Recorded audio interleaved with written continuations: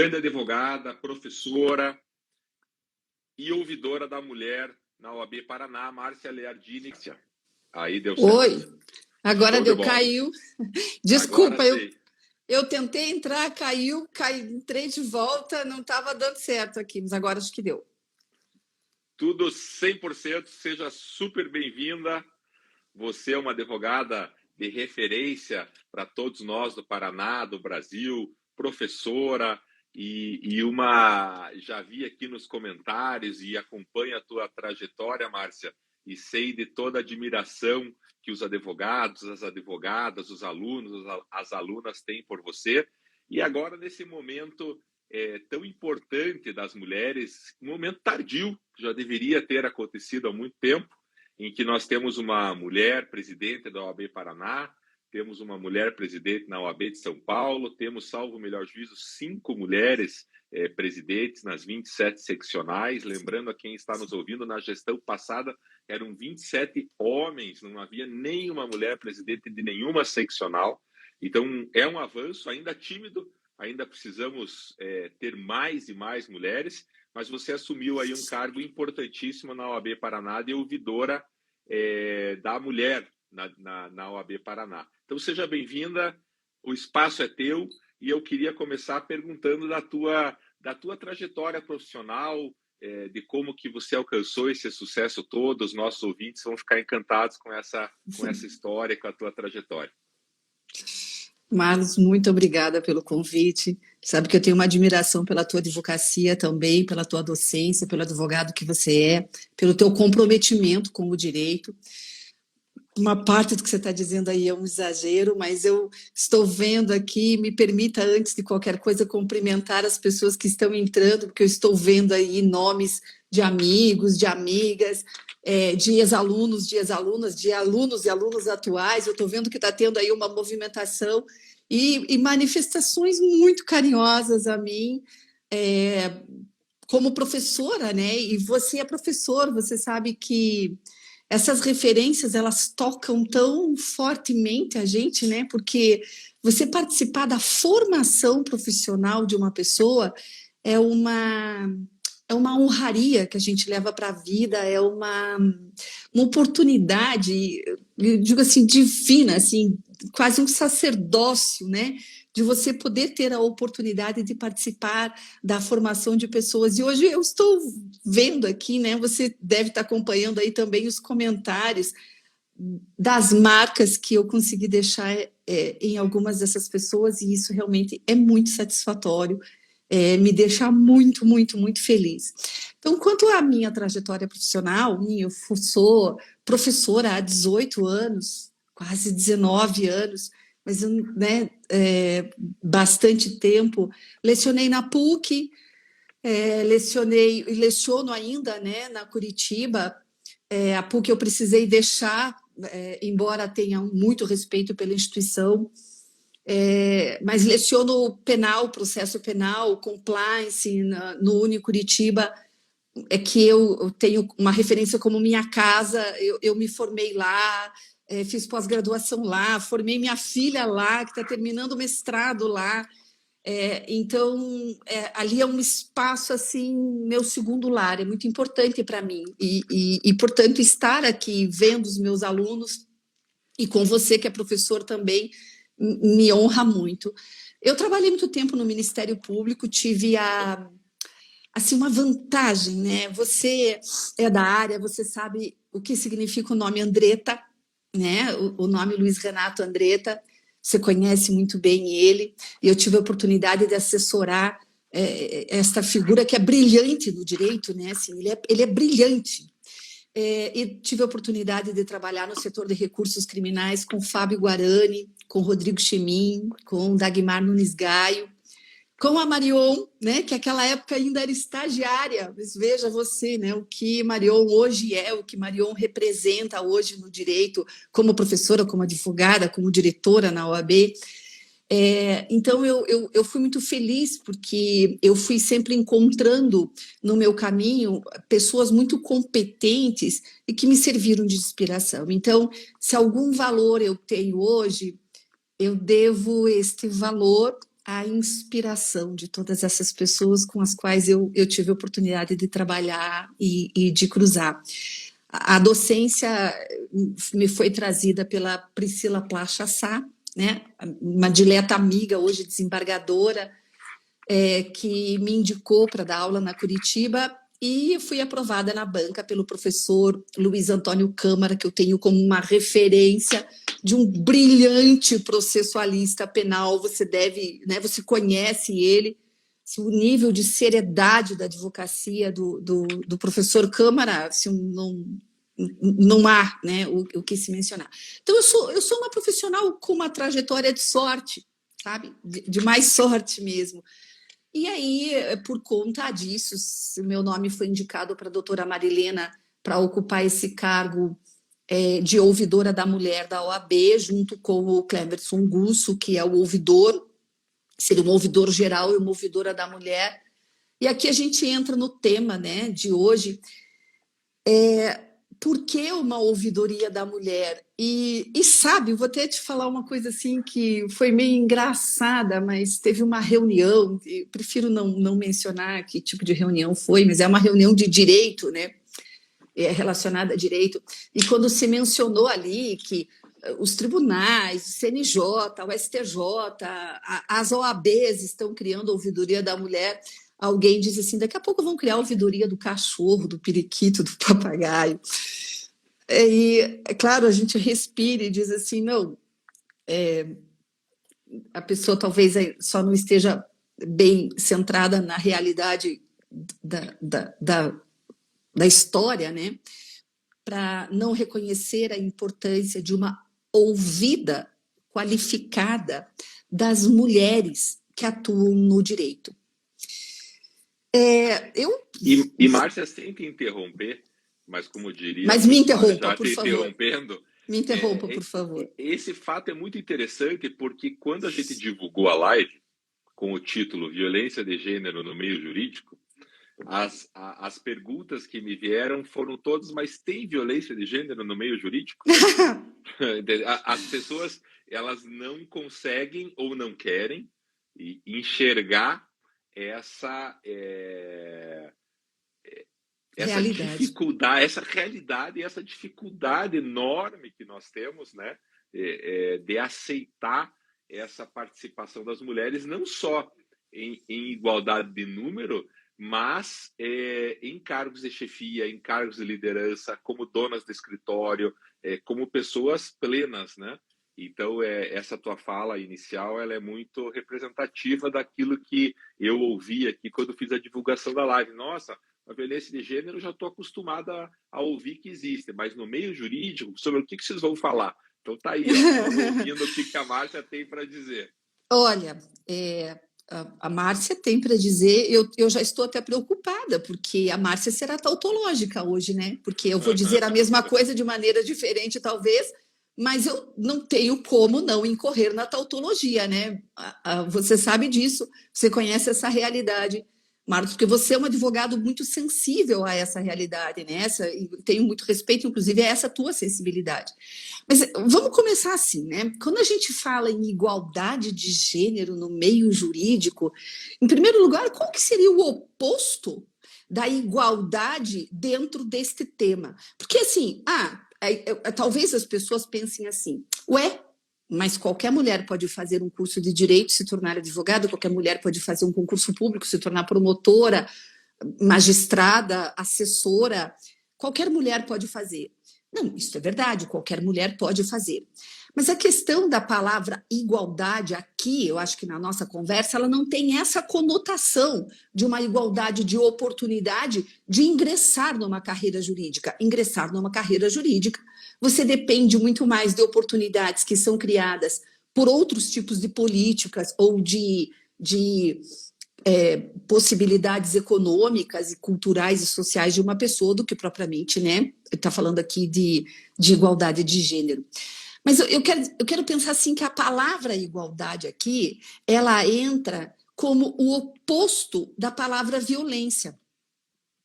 E você vai pensar assim, puxa, mas igualdade não é o oposto de violência. Mas a questão é que se eu estou brigando se eu estou postulando pela igualdade, é porque eu estou fazendo oposição a alguma forma de violência. Então, normalmente, as pessoas elas pensam em violência como uma força física que se impõe contra alguém, uma verbalização que ofende a dignidade pessoal. Mas a gente já sabe que a violência ela não quer apenas dizer isso, né? A palavra violência deriva do latim vis, que significa força, potência, e ela traz inserido nela mesma essa ideia de excesso, de destemor. Então, o próprio abuso da força, ele já significa usar a violência. E quando nós estamos falando de sistema jurídico, nós estamos falando de uso de força, porque nós estamos falando de força estatal e nós estamos falando de mecanismos de força estatal e de uma cultura arraigada muito fortemente na sociedade. As mulheres, elas podem ingressar numa carreira jurídica, mas elas não vão ingressar dizendo assim, eu vou estudar e mostrar o que eu sei. Ela tem que dizer assim, eu vou estudar, mostrar o que eu sei, mas antes eu preciso mostrar que eu sou capaz de saber. Porque o homem nasce com a capacidade de saber. A mulher, ela precisa mostrar que ela tem capacidade de saber. Porque, olha, vamos pensar em termos de história, né, Marlos? O Código Civil de 1916 foi revogado há 20 anos. 20 anos eu já era mãe, entendeu? A minha filha tem 32. Ele foi revogado o Código Civil, e nesse Código Civil a mulher era relativamente incapaz. Ela precisava da autorização do marido para vender os próprios bens, para exercer uma profissão. Em termos de história, 20 anos foi ontem. Sim. Né? Há 132 anos foi ontem que foi aberta no Brasil as primeiras escolas vinculadas à igreja que admitiam mulheres para ensinar o português primário e prendas domésticas, bordar, cuidados da casa. 132 anos de história. E hoje, qual que é a realidade que a gente tem? Mais da metade das pessoas formadas em direito hoje são do sexo feminino. Sim. Né? O direito é o segundo curso mais procurado por mulheres. As mulheres, e de modo geral, daí agora não estou falando apenas do direito, mas estou falando de modo geral, as mulheres formam-se em curso superior mais do que o homem, a proporção é maior de mulheres do que de homens. Então, veja que o caminho que a mulher percorreu é um caminho bonito, né? Porque até bem pouco tempo atrás, ela era relativamente incapaz e o estudo para ela foi sempre sendo muito limitado, né? Mas a mulher ela foi ocupando os espaços, só que apesar dela ter né, indo ocupando esses espaços, esses movimentos femininos eles não foram sempre contínuos, né? Embora o movimento feminista, o movimento de valor das mulheres e dignidade das mulheres tenha sido defendido por vozes de maior ressonância no mundo e no Brasil, as resistências culturais elas são tantas, sempre foram tantas, que sempre houve uma descontinuidade nestes movimentos, né? E talvez por isso mesmo as mulheres ingressem mais numa faculdade de direito, mas você acabou de mencionar, de 27 unidades federativas, né, na OAB, apenas 5 mulheres ocupam cargo de presidência de seccional. É verdade que 22 são vice-presidentes, mas apenas 5. Agora, se a gente pensar quantas advogadas e advogados tem registrados no Brasil, sabe que são cerca de 20 mil advogadas a mais do que advogados. Então, eu tenho mais advogadas do que advogados, mas nos cargos de poder, as mulheres chegam menos.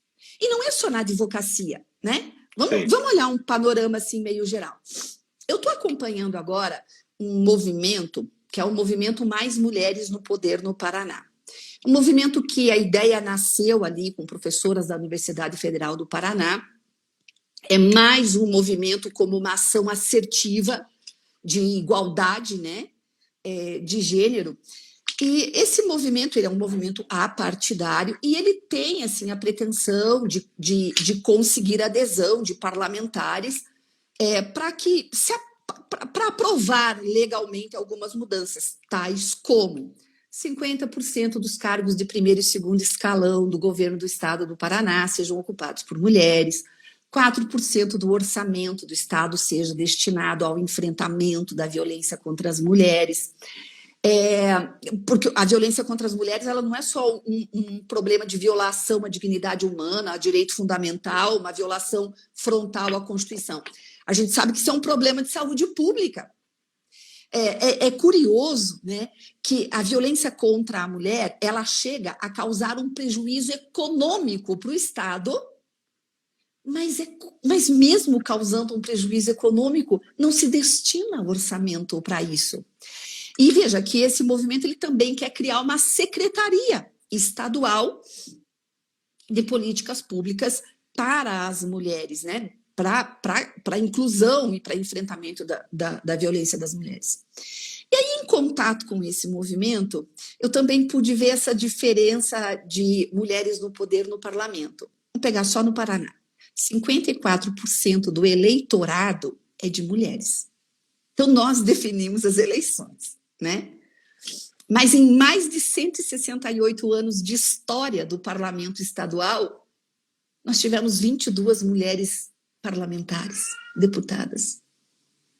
Nada. Isso é nada. É nada. E Nada. por quê? Aonde que está? Pera lá. As mulheres são, né, as pessoas que mais se formam em curso superior. As mulheres são as que mais buscam o curso de direito, que exige o conhecimento, o manejo com a legislação. As mulheres têm, evidentemente, capacidade intelectiva. Mas por que isso? Eu penso que isso se deve ao fato disso que eu acabei de falar, né? Embora a mulher tenha tido um avanço muito significativo num espaço aí de 150 anos, as resistências culturais ainda são tantas que o movimento ele é descontínuo. Então, o que a gente precisa? A gente precisa de políticas públicas. Bom, você falou assim, quando eu divulguei o tema da live, igualdade no meio jurídico, as pessoas já disseram para você, não, como assim? Como é que não tem igualdade no meio jurídico?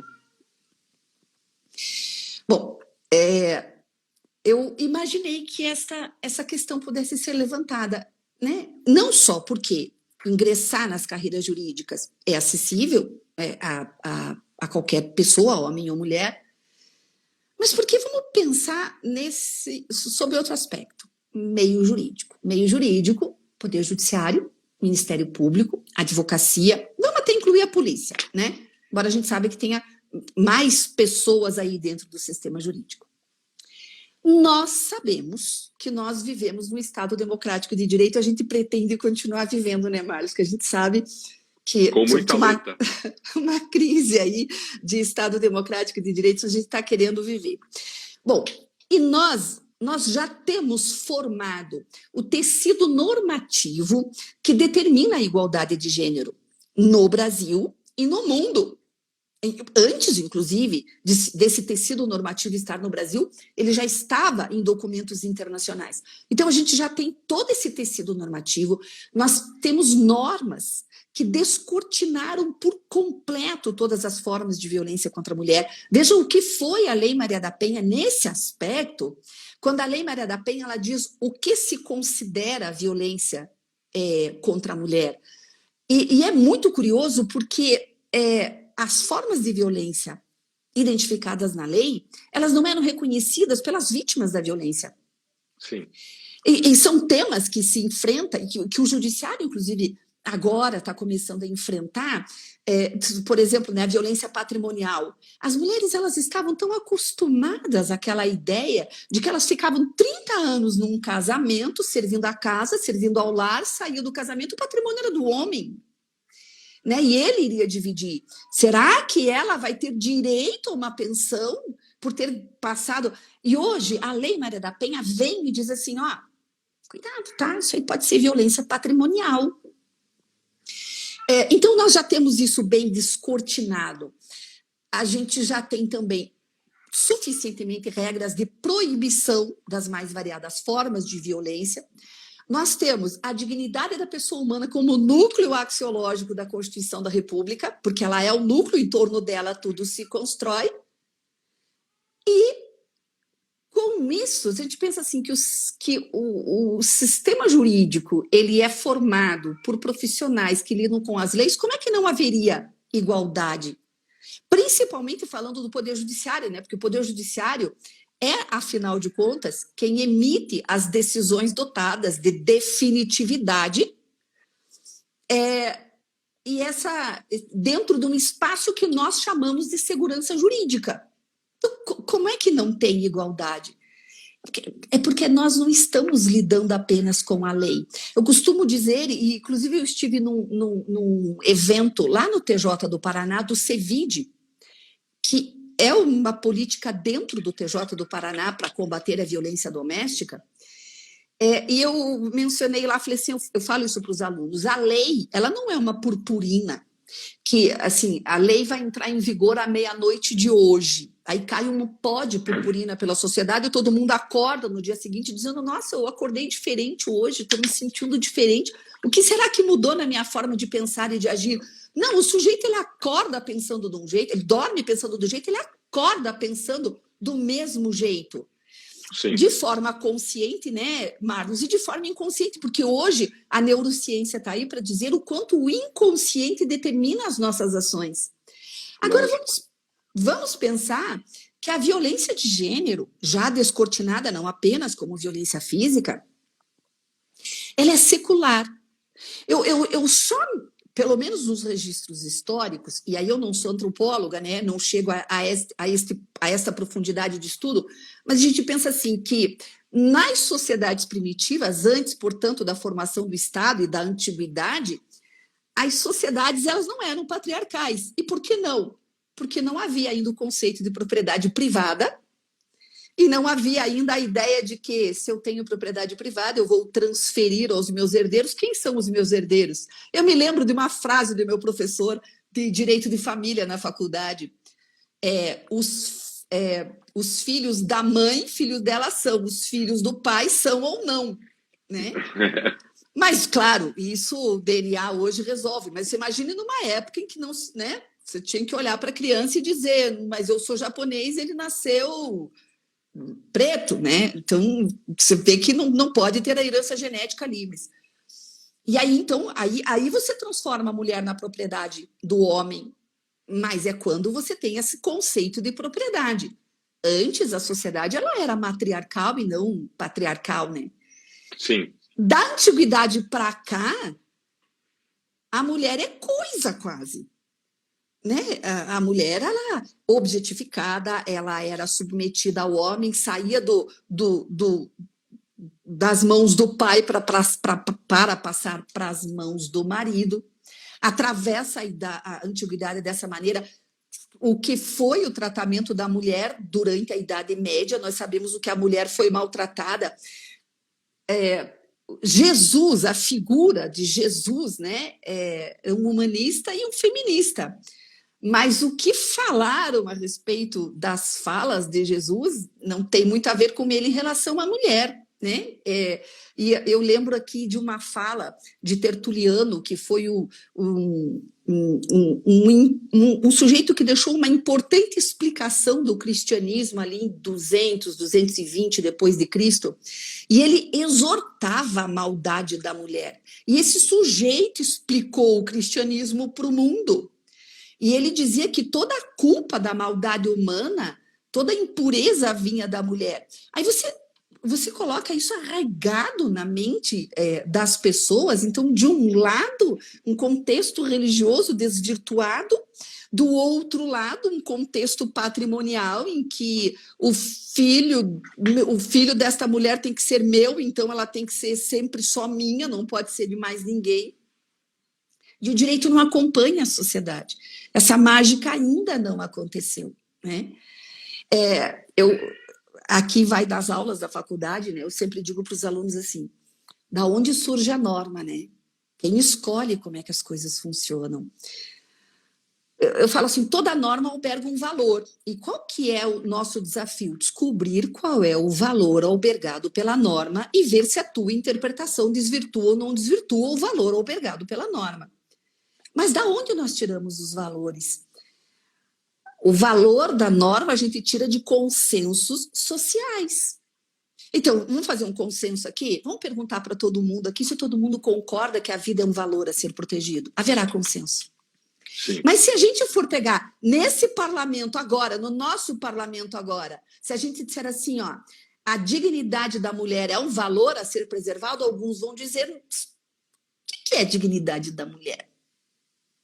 Muitos. Né? Muitos. Ainda bem que a democracia é 50% mais um. Sim. Né? E, evidentemente, essa evolução doutrinária civilizatória não iriam permitir que alguns projetos de lei passassem. Sim. Porque a gente chega a algumas discussões sobre de onde saem esses valores que não entram na cabeça de quem é do direito. Então, vamos pensar assim, ó, existem valores arraigados culturalmente na mente das pessoas que o direito não muda de um dia para o outro, não muda de um ano para outro, não muda de 10 anos para outro, né? Então, eu lembrei aqui de um episódio, quando você falou, imediatamente quando você me falou que te questionaram, mas não tem igualdade de gênero no sistema no jurídico, como não? Não sei se você se recorda, em 2017, de um episódio que aconteceu com a ministra Carmen Lúcia. Mas vamos lá, vamos relembrar, então, a todos que estão assistindo essa live. Eu me lembro que no ano de 2015, teve uma jornalista chamada Jessica Bennett, que ela publicou um artigo na revista Time, e o nome do artigo era Como Não Ser Interrompido nas Reuniões. E aí ela criou ali um termo interrupting, porque ela falava que, como mulher, ela era muito constantemente interrompida e ela nunca conseguia terminar a sua fala. Depois disso, veio uma outra expressão, também no meio corporativo, do mansplaining. E o mansplaining é um outro fenômeno cultural e social muito comum, em que os homens interrompem as mulheres para explicar o que ela está explicando. A gente vê isso em rede social, né, Marlos? Uma vez eu vi uma engenheira explicando alguma coisa de engenharia, né, numa fala ali em rede social, e alguém foi corrigi-la, só que ela não disse que ela era engenheira. E aí ela foi corrigida, ela disse, mas sujeito, você é o quê? E ele era, sei lá, qualquer coisa, mas a engenheira era ela. E ele estava ensinando, dizendo que ela estava errada. Esse é o mansplaining. Mas você sabe que isso aconteceu dentro do STF? Foi em maio de 2017 que a ministra Carmen Lúcia, ela interrompeu, ela chamou a atenção do ministro Luiz Fux, dizendo que ela estava sendo rotineiramente, não só por ele, mas ali naquela ocasião por ele, interrompida nas falas dela. Ela e a Rosa Weber estavam sempre se sentindo interrompidas. E aí quando ela foi interrompida, ela falou, olha, espera, né? Eu não lhe dou a palavra agora aqui é minha. E aí ela citou uma pesquisa que foi realizada numa universidade americana, e essa universidade, obviamente, foi observar este fenômeno na Corte Americana, na Corte Suprema Americana. E eles constataram que as mulheres ministras de cortes superiores, elas eram 18 vezes mais interrompidas do que homens. E mais, o que é mais assustador desta pesquisa, a pesquisa saiu no Conjuro, inclusive, é de que as ministras, mulheres, elas não eram interrompidas apenas por outros ministros homens. Elas eram interrompidas por advogados homens, mas não eram interrompidas por advogadas mulheres. Mas as normas da corte impediam que os advogados interrompessem os ministros ou as ministras falando. Mas, neste caso, eles interrompiam e não eram chamados à atenção pelo presidente da corte. Então, quando a gente fala de igualdade, se isso acontece na Corte Suprema Americana, se isso acontece na Corte Suprema Brasileira, o que acontece numa audiência? Quando você não tem os freios culturais, quando você não tem a regra. E vamos falar que os freios culturais, eles não são apenas uma questão de educação, de percepção, de sensibilidade, né, do que vem do teu berço, mas também, naturalmente, da assunção de uma norma, da aceitação de uma norma, da eficácia de uma norma. E vamos combinar, os homens são resistentes a aceitar essas normas. Mas não é porque eles são maus, não estou querendo dizer isso. Alguns são, né? Inclusive em cargos de poder. Inclusive a gente assiste, infelizmente, alguns dando discurso, mas outros, eles simplesmente não percebem que seus comportamentos se amoldam ao conceito de violência de gênero. De novo, sem citar nomes, eu vou mencionar uma experiência de uma colega minha que foi fazer uma sustentação oral no tribunal. Ela era a terceira. Primeiro um advogado sustentou, depois um outro advogado sustentou. Quando ela foi sustentar, aí os desembargadores foram olhar o celular, um conversava com o outro. Era como se eles estivessem dizendo, eles não exercitaram nem o mansplaining, nem o interrupting, nem eles apenas não pensaram assim, nada, o que você tem para me dizer que eu já não saiba?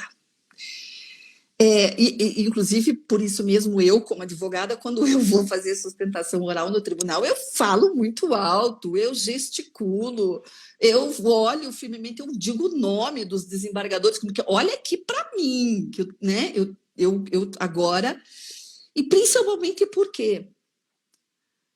Porque eu tenho que a advocacia, você tem o papel sagrado de ser a voz de quem não tem voz.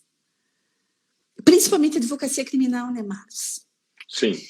Esse papel é muito sagrado, porque é você que vai falar sobre o direito de alguém que vai suportar os efeitos da sentença, que não é você que vai suportar. Porque não é você que vai suportar, principalmente na advocacia criminal, uma sentença. No cível, o advogado pode ter ali uma perda, porque tem uma perda econômica, mas quem vai suportar é sempre o réu. Então, esse papel ele é muito sagrado, né? E eu sei que você exerce isso, por isso que eu falei que a advocacia, o magistério são sacerdócios, né? Então, isso acontece, e isso nós estamos falando de uma forma de violência muito sutil, né? Que inclusive nem gera oposições muito abertas, porque elas são sutis, tirando aqui o caso da ministra, que chegou uma hora que a ministra falou, vamos parar com isso, né, gente? Não estou na sala da minha casa, estamos numa sessão do STF, né? Eu sou uma ministra. Mas vamos falar de outros tipos de violência, né? Aquela violência que objetifica a mulher, né? A violência sexual, a violência é uma violência difícil da advocacia, porque eu tenho um amigo advogado que é de São Paulo e ele fala assim, nossa, eu odeio ser chamado de doutor. Eu falei, olha, eu também não gosto. Eu dispenso completamente que me chamem de doutora. Falei, mas às vezes eu acho necessário. Porque se eu, mulher, apesar, né, de vivermos num mundo muito etarista e eu já não estar mais na categoria das mulheres que possam gerar aí outros interesses, mas se isso acontece, se eu chego, me apresento, a pessoa fala, doutora, eu falo, não, me chame de Márcia.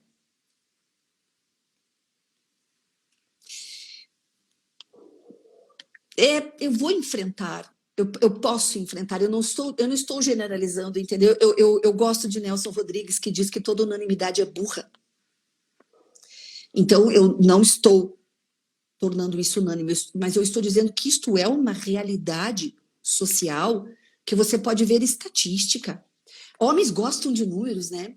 Homens gostam muito. Então, se a gente disser assim, isso aqui é só 1%, mas 1% representa 1 milhão. Mas isso é 1%. Só tem 13% de pessoas passando fome. 13% é pouco. Não é muito. Não, mas isso representa tantos milhões. Não, mas é pouco. Né? Então, os dados, eles estão aí da violência. Na semana passada, ou retrasada, estive num evento da OAB e a doutora Marilena, inclusive, e a doutora Marilena é mulher, advogada, foi, né, vice-presidente da OAB, agora na presidência. Ela é uma pessoa muito voltada a afirmar, né, ou a criar essas ações afirmativas, e se ela não cria, ela encampa, ela apoia as ações afirmativas de igualdade de gênero. E ali nós estávamos conversando sobre aquela situação passada por uma mulher que, eu sei que isso não é advocacia, mas isso é para a gente ver o que acontece, que no meio de uma cesárea sofreu um estupro. Então, é tão gigantesco pensar que isso acontece dentro de uma sala de cirurgia com todo mundo olhando. Então, você imagina o que acontece quando ninguém está olhando. A gente sabe, eu sou mulher, eu não consigo contar, eu preciso de mais do que todos os meus dedos para contar todas as situações de assédio que eu enfrentei. Ou de algum tipo de violência de gênero que eu enfrentei. E eu estou no nível cultural mais elevado da sociedade, né? Eu estou aqui, ó, nesse patamar aqui, ó. Eu fico imaginando quem ainda está na condição do marginalizado. E aí, nós, Marlos, nós somos os advogados. Nós somos as vozes dessas pessoas. Então, o que a gente está fazendo? O que efetivamente a gente está fazendo? Eu tenho por hábito, assim, e o que eu vou dizer aqui, talvez eu, né, não sei se seria bom dizer, mas esse movimento ninguém solta a mão de ninguém, eu às vezes não digo socialmente as pessoas não sabem se eu aderi ou não a esse movimento, mas eu nunca na minha vida eu neguei a minha advocacia para uma mulher que tivesse me procurado, dizendo, eu não posso pagar, mas eu preciso de ajuda. Vem aqui. Porque eu não posso tratar isso só no campo dos meus honorários, porque se o meu discurso é de mudar a realidade social, e se eu tenho o poder da palavra pública, porque a advocacia ela é o poder da palavra pública, como é a magistratura, como é o Ministério Público. E se eu tenho o poder da palavra pública, eu não posso usar a minha palavra apenas em sala de aula, apenas em discursos em rede social, mas eu tenho que usar ela como uma realidade que eu vivo. E aí, por isso,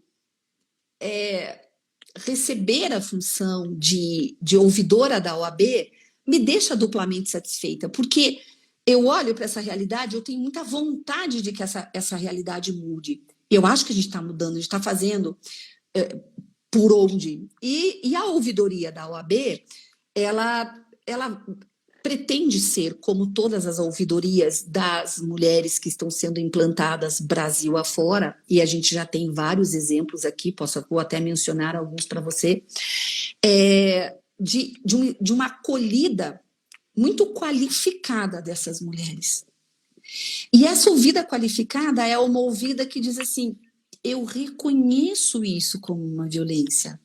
Você não está louca. Porque a mulher tem isso, né? A culpa foi Sim. minha? Mas eu estou exagerando? Será que eu estou exagerando? Eu me recordo que eu fui dar uma entrevista num programa de televisão, uma vez me chamaram, que a Lei Maria da Penha fez aniversário. E aí eu me sentei, né, para responder a entrevista, mas antes de me dirigirem as perguntas, tinha uma mulher que ela ia dar uma entrevista de costas para a câmera porque ela não queria aparecer e ela estava com o rosto todo cortado, a faca. Eu sei que isso não é o meio jurídico, não estou querendo escapar, só estou querendo falar que é um contexto de realidade. Lógico. Mas, e aí, ela tinha acionado a polícia e pedido medida protetiva e tal. Daí a repórter perguntou para ela assim: mas foi a primeira vez que seu marido lhe agrediu, casada há 20 anos, mas foi a primeira vez que seu marido lhe agrediu e ele já passou assim, né? Ele cortou todo esse... Ela falou: não, ele me empurrava, ele me xingava, às vezes me dava uns tapas, né? Mas eu tinha procurado a delegacia antes? Não, eu só procurei quando ele tentou me matar mesmo, que daí eu achei grave. Veja, olha, vamos pensar que não é o lugar onde ela está, se é ou não no meio jurídico. Mas olha o que ela disse. Porque é como se ela reconhecesse que receber a violência estava dentro do papel dela, do contexto social dela, do que foi destinado para ela. Homens são assim. O homem, ele foi culturalmente ensinado a dominar, a usar o poder. Eu estava falando, acabei de falar no começo da nossa live, que a violência, ela nada mais do que o abuso do uso da força. E o homem, ele é fisicamente mais forte e ele é culturalmente mais forte. Mas ele não é intelectualmente mais forte, nem emocionalmente mais forte. E as mulheres vão precisar dessa resistência. E eu não gosto, e nós falávamos sobre isso, né? Nós Sim. conversamos, acho que falamos sobre isso, enfim, eu não sei se foi naquele evento da Juliana, mas de que nós não devemos falar apenas para as convertidas, né? Esse discurso tem que ser dos homens, Marlos. Lógico. E eu estou feliz porque eu estou vendo vários homens entrando aqui na live. E concordando. E concordando. Porque esses homens têm que encampar isso também para mudar essa realidade social. Porque de nada adianta eu ficar discorrendo sobre evolução civilizatória, direitos humanos, a voz da advocacia, ninguém solta a mão de ninguém, porque as pessoas adoram, né? Daqui a pouco chegou o dia do advogado, e aí, nossa, olha como é importante a advocacia. E é mesmo. E é muito importante. O que é a democracia sem a advocacia? O que é a democracia sem o Ministério Público? O que é a democracia sem o Poder Judiciário? Não é, porque não tem. Essas instituições civis sólidas seguram a democracia e a soberania. Aliás, quando a gente fala de soberania, né, essa capacidade de autodeterminação, quem é que segura, Marcos? Quem segura a soberania nas costas somos nós, que tivemos acesso à educação e à percepção do que significa soberania. Porque eu não posso esperar que um desvalido entenda e segure o que é soberania. Eu é que tenho que segurar para ele. Sou eu, esse é o meu papel. Esse é o meu papel. Né? A gente fica falando assim, eu quero um país melhor, ok. Então vamos trabalhar para isso. E lutar por essa igualdade de gênero faz parte disso. Bom, estava falando, né, da quantidade de mulheres nesses papéis todos. E enquanto você falava, algumas coisas passavam pela minha cabeça. E eu vou falando aqui, eu nem sei se o que eu estou falando tá fazendo um discurso lógico, porque eu vou falando conforme as coisas aparecem. Mas para falar da força dessas mulheres e de representatividade, você sabe que em 1916, no Código Civil de 1916, como eu disse, as mulheres eram relativamente incapazes.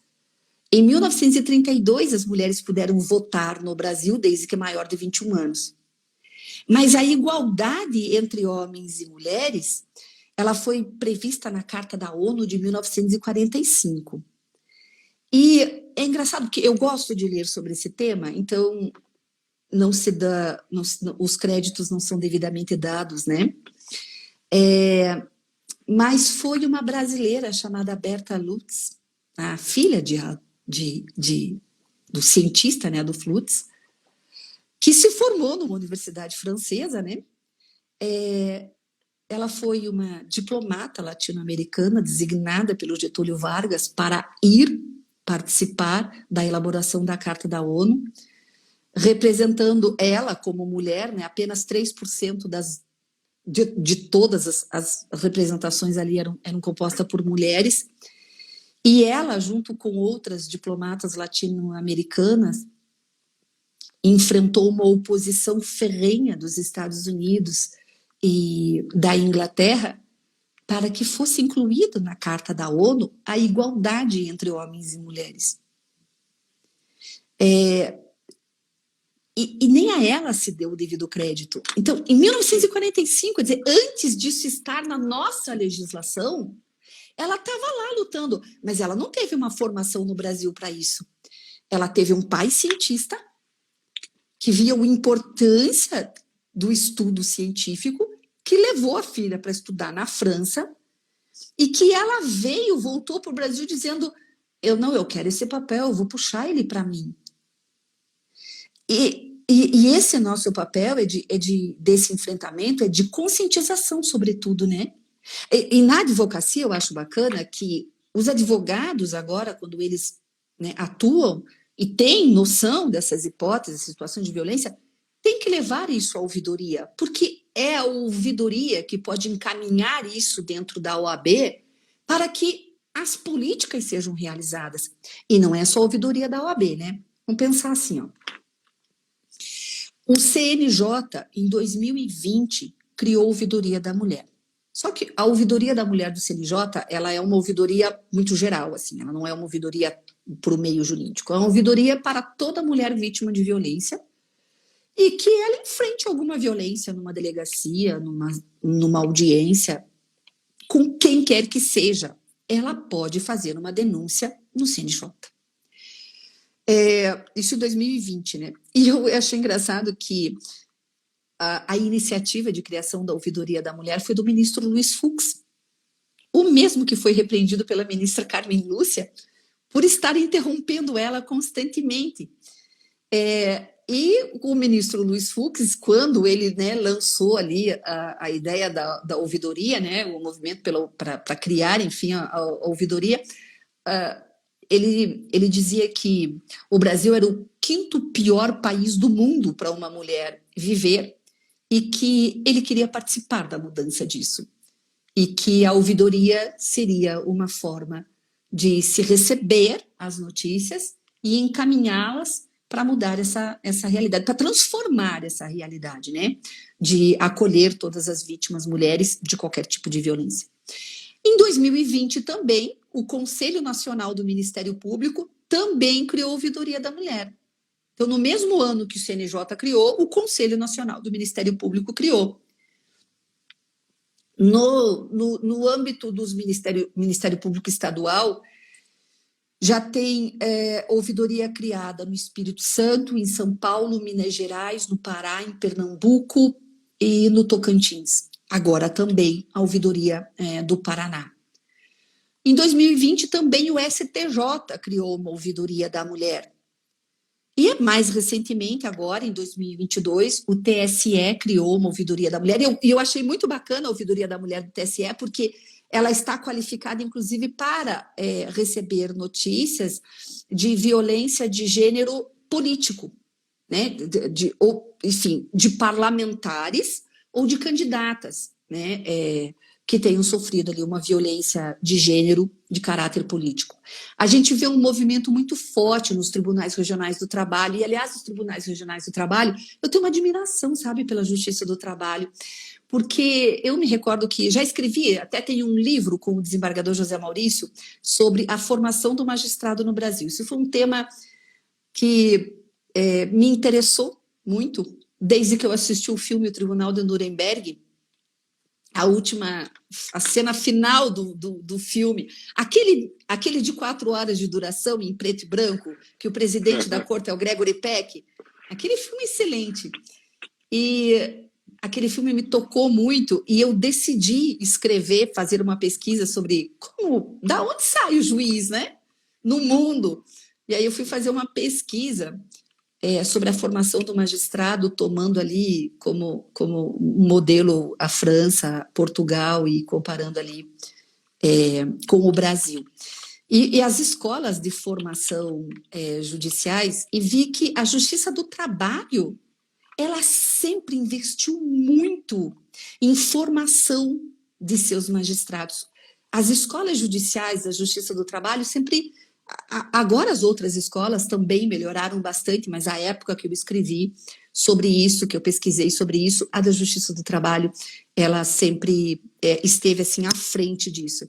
E os TRTs, na criação da ouvidoria das mulheres para, enfim, enfrentamento dessa violência e mudança dessa realidade, o TRT 13ª região, da 15ª, da 18ª já criaram também as ouvidorias da mulher. O TJ do Rio de Janeiro tem a ouvidoria da mulher, que foi criada em 2015, mas regulamentada agora em 2022. Então, eles criaram e botaram lá, põe na gaveta isso aí. Uma hora a gente regulamenta. Não está precisando disso agora, não é o momento. Mas aí, com essa onda de criação de ouvidoria, então, o TJ do Rio de Janeiro também agora regulamentou. Então, o que a gente vê agora é, dentro do sistema jurídico, um movimento muito importante de reconhecimento de que as mulheres que atuam ou as mulheres que precisam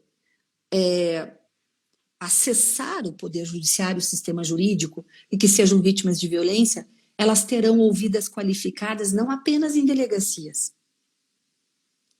E veja que avanço importante isso, porque você pode fazer a notícia, acompanhar e saber o que aconteceu com ela. Então, eu estou muito feliz com esse meu papel de ouvidora, e eu espero, sinceramente, que quando a minha filha chegar à minha idade, as ouvidorias existam, mas não recebam notícias. Porque os homens já estão sendo educados de maneira diferente, as mulheres já estão sendo educadas de maneira diferente, né? Para serem o que elas quiserem ser, para serem até mesmo donas de casa, como, né? Porque eu me recordo que um dia na aula do mestrado eu estava conversando com um professor e falando tanto, eu tinha meu tema de fala lá era sobre evolução salarial, e eu falando, eu disse, professor, duas filhas, né? O professor falou, professor, se as suas duas filhas, ou só a sua filha, ela disser assim, pai, meu sonho é ser mãe, cuidar do meu filho, ficar em casa, esse é meu sonho. Você vai aceitar? Ele falou, não estou criando minha filha para isso. Eu falei, você está vendo que as mulheres precisaram lutar para poder trabalhar, mas aquelas que dizem assim, não, mas é que eu quero só ser mãe. Agora elas não podem mais, porque elas não conseguem escolher os seus papéis, né? Deixa, você tem uma filha maravilhosa, linda, tua filha, e você está criando ela para ela escolher o papel dela, né? E para saber o papel dela, e saber de que maneira ela pode ser tratada nesse papel de mulher profissional, de mulher, de mulher mãe, de mulher colega, né? E participar disso tudo é muito, muito encantador. E eu acho que eu já usei todo o nosso tempo. Falei demais, eu falo muito, Marlos. Márcia, você não vai mais me convidar. Foi maravilhoso e você passou assim por uma visão geral do tema tão importante. A Maria Ângela Borsoi, que está aqui nos ouvindo, ela foi sempre a secretária de Dom Paulo, a Evaristo Arnes. Ela está aqui dizendo, estou encantada com essa advogada. Muito obrigada. A Isabela Falcon representa aqui, todo mundo falou muito e vai ficar gravado no IGTV, aqui do Instagram, mas também lá no YouTube, fica com todos os comentários e teve, assim, uma enormidade de alunos elogiando, ex-alunos teus elogiando não só a tua trajetória enquanto professora, mas esse posicionamento e essa visão geral ela é muito importante. E a Isabela disse assim, me enche de esperança ouvir a Márcia. E acho que esse é o ponto, né? Esse ponto de esperança, de transformação e de continuidade. Você falou muito nessa luta que acabou sendo descontinuada muitas vezes, né? E nós temos um papel, eu, você, quem está aqui nos ouvindo, quem milita na área jurídica, um papel muito direto, agora que as eleições estão se aproximando, de não votar em candidatos que não respeitam a dignidade da mulher. Porque o candidato que não respeita a dignidade da mulher, ele não respeita a dignidade do ser humano.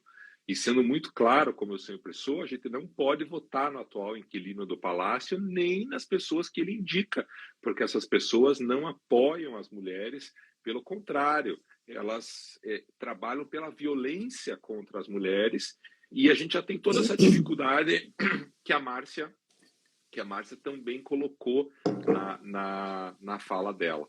E eu quero agradecer demais a tua participação, dizer que nós, advogados homens, nós, advogados mulheres, estamos felizes com a criação da Ouvidoria da Mulher na OAB Paraná. É um passo importantíssimo que foi dado nessa gestão. Estamos felizes com uma presidente mulher na OAB Paraná e 5 presidentes mulheres. Mas eu quero lembrar que quando o projeto Valentina foi aprovado na OAB, que é justamente o projeto que aprovou os 50% de paridade de gênero, e apesar de eu não fazer parte da gestão, trabalhei aí no Brasil todo, falando com todos os conselheiros que podia, e para votar a favor no Conselho Federal não foi fácil. Quem vê hoje que a gente tem 50%, foi uma dificuldade enorme aprovar esse projeto. E alguém me disse assim, essas mudanças assodadas, elas vêm atrapalhar. Eu fiquei pensando, mas não é possível que você ache mesmo que o fato de a gente ter 50% de homens e 50% de mulheres seja uma mudança assodada, né? Uma mudança rápida. É brutal como a gente sofre, quando a gente passa a enxergar essa violência de gênero. Você falou dos homens explicando às mulheres. Quando eu enxerguei isso pela primeira vez, foi quando eu percebi como todas as audiências criminais a gente assiste essa violência, a violência da fala do homem que vai explicar a fala da mulher advogada. Todas as audiências criminais, né, normalmente a gente está em 10 homens e uma mulher, 15 homens e 2 mulheres, e todos os homens querem explicar aquilo que as 2 advogadas falam absolutamente de forma desnecessária, que elas falam por elas próprias, né? E como você tão bem explicou. Então, eu fiquei muito feliz de te ouvir, fiquei muito emocionada de te ouvir, fiquei também cheio de esperança de te ouvir, e quero agradecer demais aí a tua participação. Muito obrigado. Eu que agradeço, Marcos. Agradeço a oportunidade. E estamos aí, né, nas mesmas trincheiras, porque eu sei que a minha luta é a sua luta, e sempre para fazer o melhor naquilo que a gente faz, né? Eu fiquei muito, muito contente também pela oportunidade. Eu fiquei muito feliz pela oportunidade de falar de um tema que eu gosto muito e que eu acredito e que eu efetivamente trabalho por ele, por estar com você, né, um colega que eu respeito, e por ver aqui os meus alunos, as minhas alunas, alguns amigos, amigas, falando aqui comigo ali, ó, os alunos amam ela. Não é bem assim, não, alguns odeiam, porque eu até por ser mulher assim, eu vou te dizer que se alguém tentar me interromper, ele vai ter um pouco de dificuldade, porque daí eu sou muito braba. Então, eu às vezes, mas eu estou aprendendo. A maturidade, a idade vai tornando a gente um pouco mais manso, mais pacífico. Mas jamais, em hipótese alguma, deixarei de ser dona dos meus direitos. Isso mesmo, parabéns. Muito obrigada, Marcos. Hoje eu conversei com a Márcia Leardini, advogada, professora e ouvidora da mulher na OAB Paraná. Quem não assistiu ao vivo, assista aqui no IGTV do Instagram, assista lá no YouTube, Arnes de Oliveira e Andreasa, com os comentários que são maravilhosos, vale conferir os comentários que foram feitos elogiando a Márcia. Pode conferir também no portal de notícia hojepr.com, que fica transmitindo sempre também os nossos eventos. Quero convidar todos vocês para estarem conosco quinta que vem, com o promotor de justiça Ronaldo Mignon, falando sobre júri.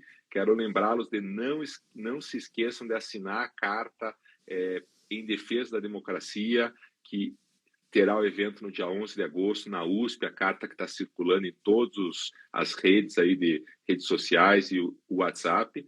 E não se esqueçam de apoiar o nosso projeto Anjos Noturnos, que está aqui coordenado pela Sandra, @SandraRSilveira. Toda semana a gente está tentando levar um pouco de comida para os necessitados e moradores de rua. Basta seguir @SandraRSilveira, @Anjos Noturnos e fazer a sua doação pelo Pix. Obrigado, Márcia. Obrigado a todos. Obrigada, Beijo, Márcia. saúde. Até semana que vem. Tchau. Tchau, tchau. Tchau.